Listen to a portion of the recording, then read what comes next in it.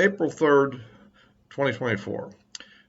Well, getting back to the another little question here in the Ukraine war, some kind of new developments have occurred probably in the last week or two, which are kind of notable here, and I want to get into that. Well, first, I might want to mention that Trump's True Social stock, I guess, closed at something like $51 on the close on the second. So, any rate, so it's not the high point, which is nearly 80, but that's normal with these kind of IPOs and stuff like that. So uh, a bunch of people get out an investment. When it pops up, they sell and take a quick profit, and then it settles into more of a routine trading. So we'll see. But it looks definitely made Trump a richer guy. But anyway, getting back to the real issue here, the Ukraine conflict. The basic development is, first of all, even going back a little bit longer, there's been an ongoing use of various drone attacks on Russian infrastructure. For instance, they were focusing on trying to damage oil refineries and some other defense plants and aircraft bases and stuff of that sort. It's a little bit unclear to see exactly how much damage has been done, but clearly the damage has been done, and so that gives you kind of a interesting description of what's happening. A problem I have is often you'll see some news thing like there's this explosion, and then you won't really know what the real aftermath was. Was it really catastrophic, or was it just a minor damage? So that's one aspect. But now the Russians in the last last week or so, a little bit longer maybe, have retaliated, and now they're really going out to really damage the electric production.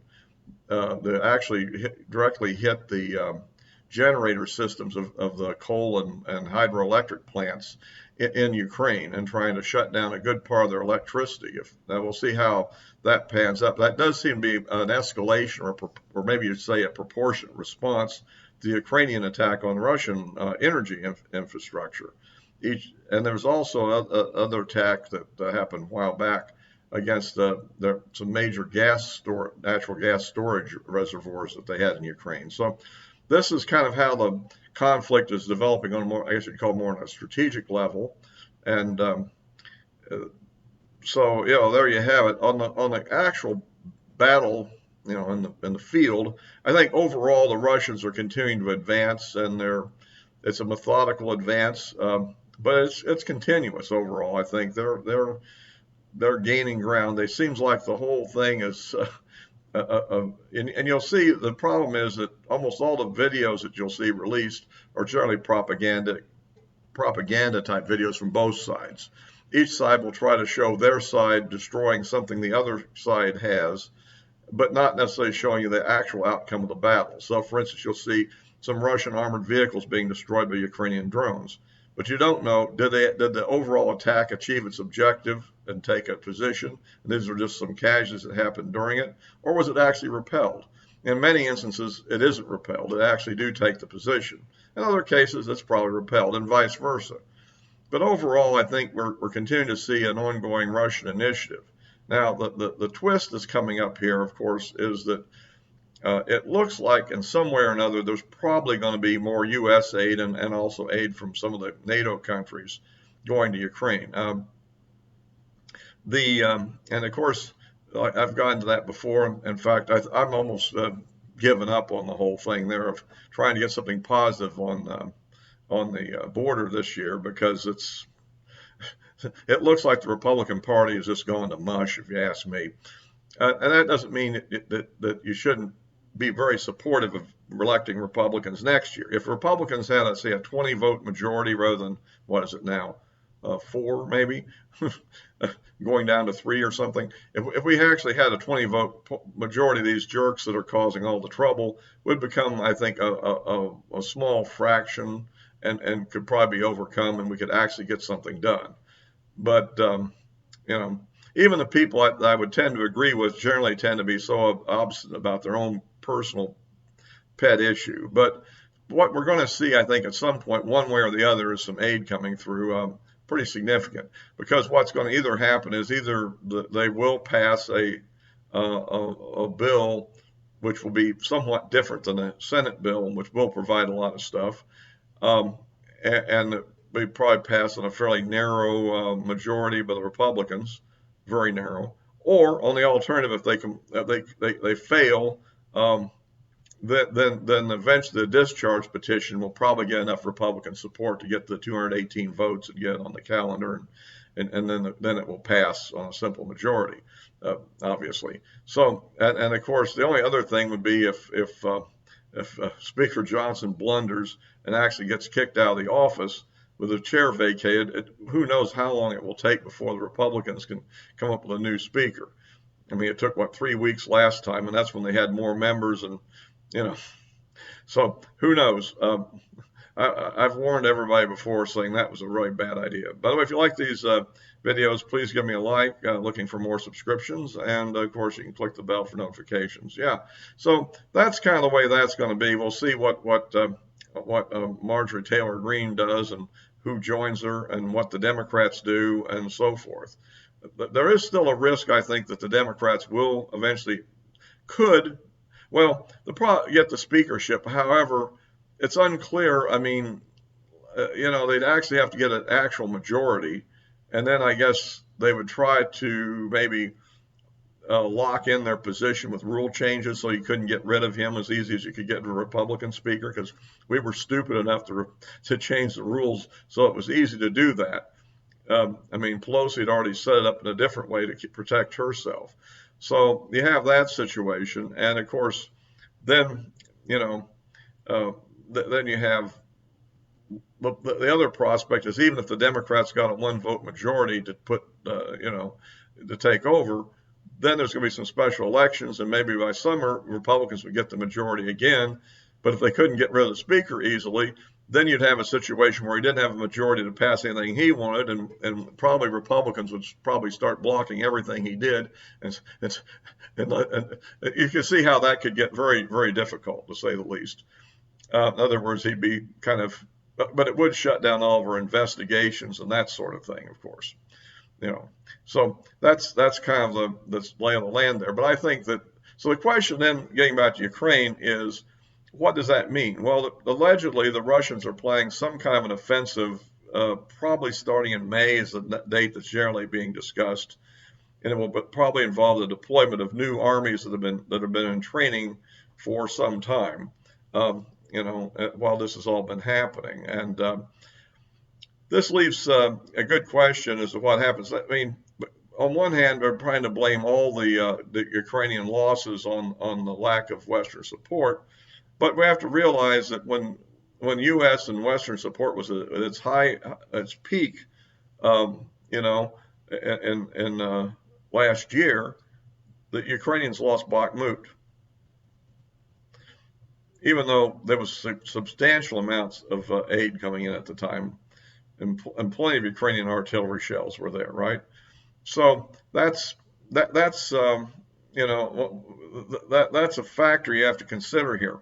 And the Russian military at that time wasn't in that great a shape, because remember, they had just mobilized a bunch of people from reserves and were training people, and so they were just trying to put together a big army, which, those people filtered in from September the previous year, but it takes time to really get that.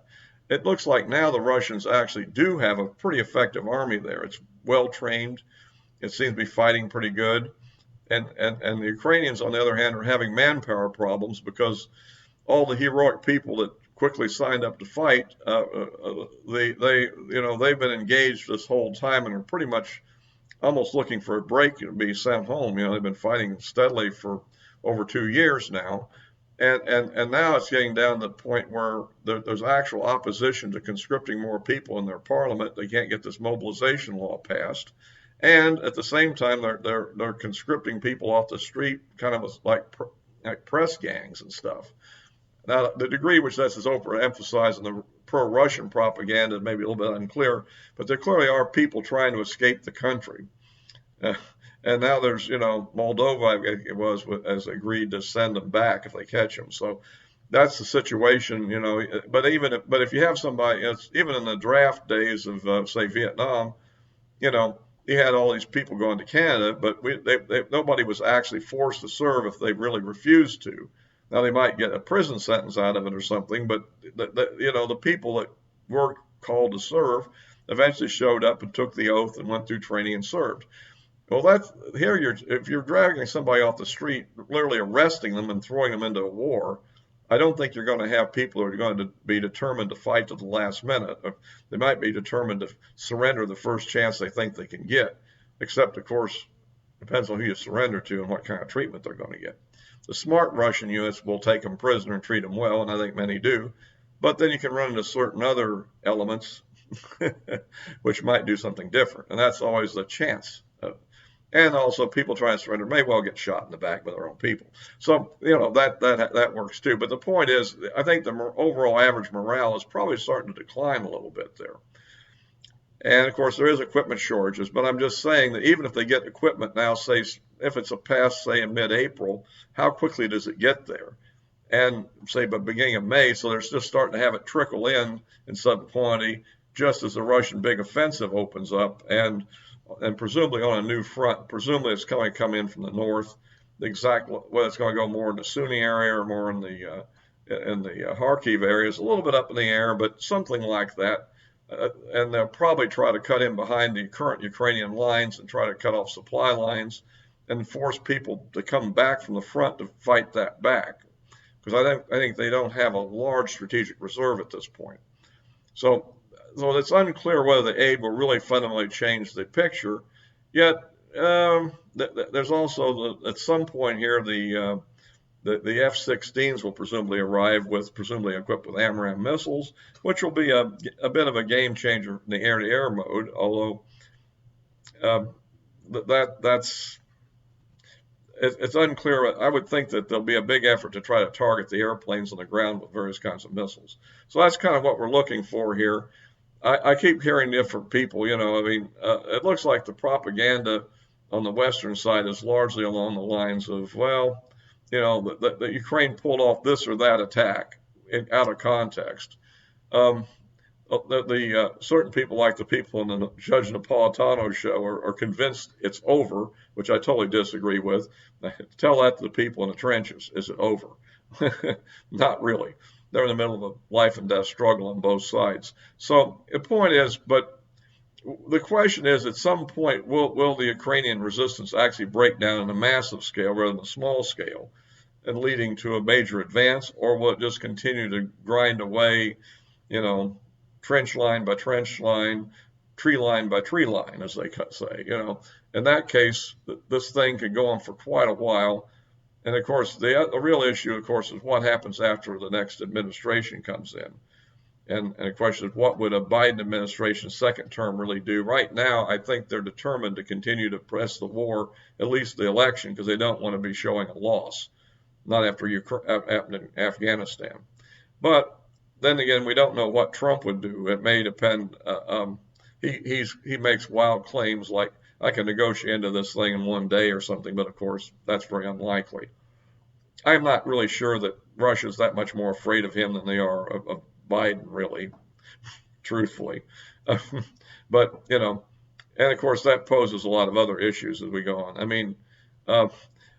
So that's kind of the status right now. I think it's continuing to advance, and we're going to see what happens in the next month, I guess. Things may start happening. Now, so I'll wrap this up here. But again, the key issue down the road is what are the ultimate escalatory possibilities in this conflict? And I think that's what we have to look out for. This whole thing is not really helping Ukraine out a lot, I don't think. It's destroying Ukraine. And on the other hand, we don't want it to escalate to a thing that gets all of us destroyed. And that's kind of, I'll mention that there was a lady named Annie Jacobson, who wrote a book called Nuclear War. It just was published, and I've just been reading it, almost finished it up.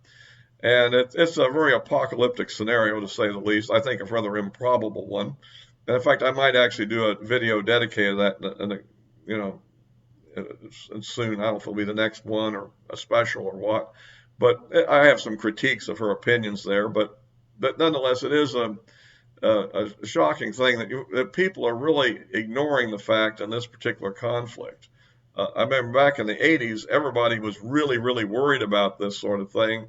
And the public media, at least the media was always hyping it up, how risky everything was, when there really probably wasn't that much risk, really. There was just kind of an arms race dynamic going on, but nobody was really likely to attack anybody, in spite of all the rhetoric. Whereas now, everybody seems to think there's no real threat, it almost sounds like, of this. And yet, the threat is probably pretty great. That if we can't come to a negotiated settlement here, I just really don't see the Russians completely backing down either. I think that the leadership has personally too much to lose, and so I don't think that's going to happen. I guess there could be a coup, but given the latest election results in Russia, I doubt that's going to happen. So, at any rate, we can only hope that at some point wiser people get in charge here and negotiate into this thing. But until then, it will continue.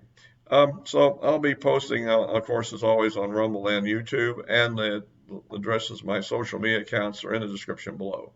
So all for now.